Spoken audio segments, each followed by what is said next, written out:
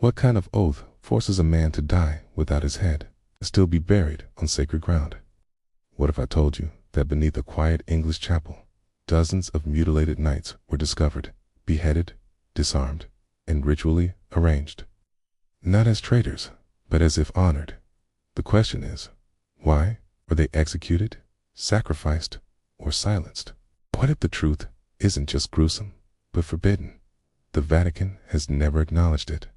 The crown remains silent, but the burial site still whispers a tale no one was meant to hear. This is the story of the decapitated knights, and the secret they took to the grave. 'Cause what lies buried with them may rewrite everything we know about loyalty, power, and the secret war that shaped medieval Europe. And one chilling question remains: what if they die protecting a truth the Church dared not speak? Our story begins in the windswept north of England, Yorkshire. 1337. 100 Years' War brews on the horizon. But this isn't a battlefield. It's a monastery. Humble, quiet, holy ground. But beneath its sacred soil lay 38 headless skeletons, each stripped of weapons and armor, each showing signs not of punishment, but ritual. Their heads removed with precision. Their bones undisturbed. Who were they? Why were they buried here? And who allowed it? The Church forbade the burial of the damned on consecrated land, yet someone or some order made an exception. Among the buried was a knight still wearing a rare silver cross engraved with a symbol unseen in mainstream records, 2 swords crossed behind a single all-seeing eye. A mark absent from public Templar registers, but nearly identical to one referenced in a banned 14th century codex known as Libra de Umbra Veritatis, the Book of the Shadowed Truth.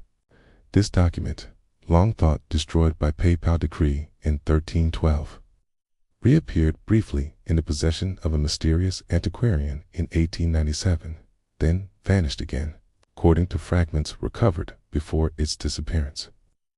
The book spoke of a splinter sect, Templars, who renounced both king and pope and served only the truth of the beginning. Their existence was deemed heretical, their records erased.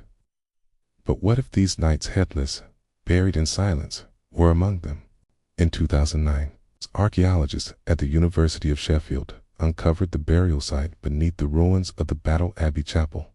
What started as a routine dig became a historical eruption. The team expected friars. Instead, they found armored knights' heads missing, hands crossed over chests, buried not in mass graves, but with care.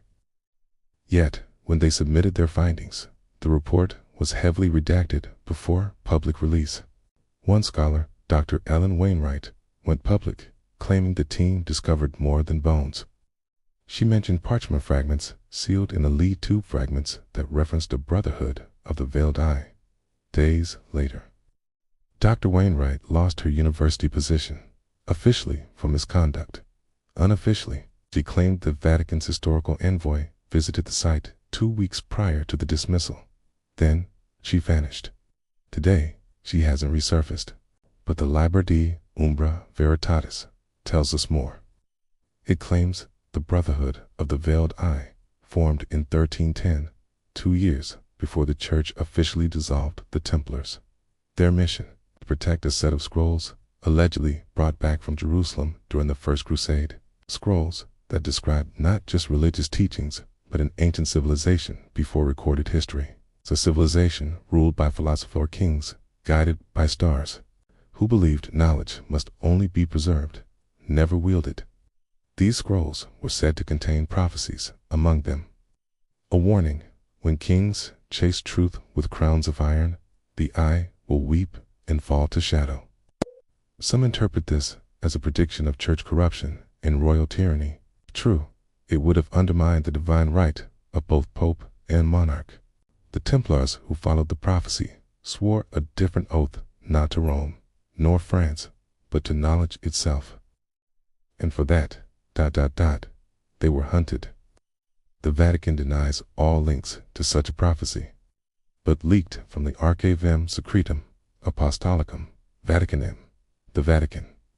Secret archives reference a 1340 inquiry into unmarked graves of oathbreakers beneath the ruins of Cistercian structures. One such structure, Blato Abbey.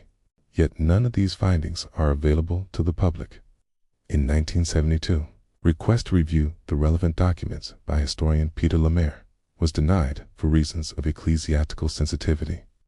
Lemaire's follow-up paper argued that the Church feared the Brotherhood's existence would validate Gnostic heresies that predate Christian canon, especially the belief that divine knowledge was meant to be earned, not dictated.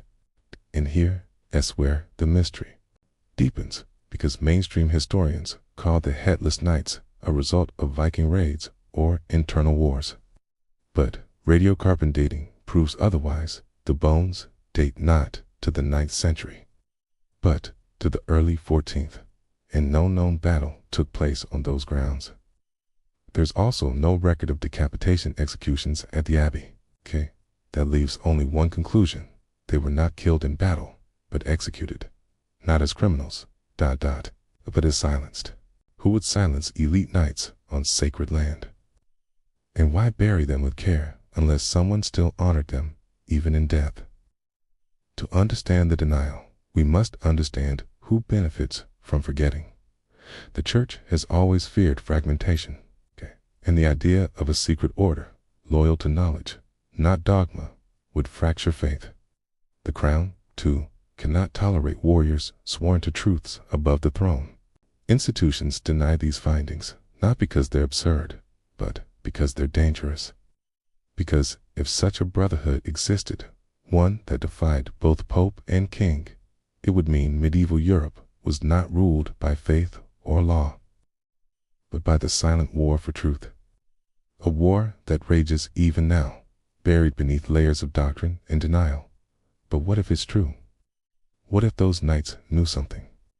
What if the prophecy in the forbidden scrolls, the one that spoke of a time when truth shall sleep beneath the heads of the faithful, wasn't metaphorical? What if the very act of removing their heads was meant to symbolically silence them? Their graves were never meant to be found.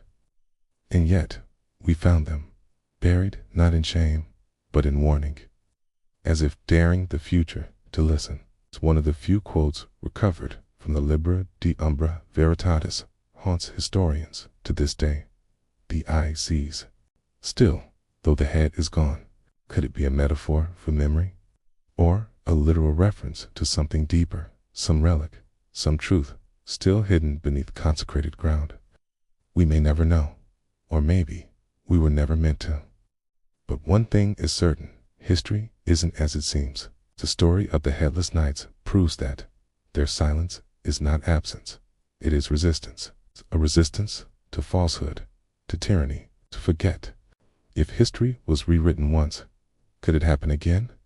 Subscribe, because truth, no matter how buried, always finds its voice.